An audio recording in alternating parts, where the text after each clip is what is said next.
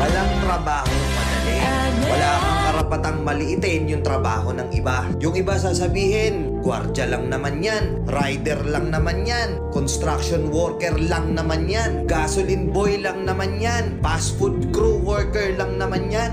Pucha, nagkaroon lang tayo ng maganda-gandang klase ng trabaho. Akala na natin kung sino na tayong entitled sa mundong to. Pinamaliit natin yung mga taong mas mabababa yung sahod sa atin. Ang pagkakaalam ko kasi, wala kang karapatang maliitin o matahin yung trabaho ng iba hanggat nagtatrabaho sila ng marangal. Walang trabahong madali. Lahat nagdadaan sa hirap. Lahat nagsasakripisyo. Kaya kung iniisip mong porket maganda-ganda yung trabaho at malaki-laki yung sinasahod mo, mamaliitin mo na yung mga trabaho ng mga taong nagtatrabaho na mas maliit yung sahod sa'yo. Mag-isip-isip ka. Baka bawiin sa'yo yan. Baka biglang bumaliktad yung mundo at sila naman yung umangat. Kahit anong trabaho mo, magpakumbaba ka pa rin. Bilog ang mundo, hindi palagi nasa taas ka. Kaya hanggat maaari sa lahat ng oras, magpakumbaba ka. Diba?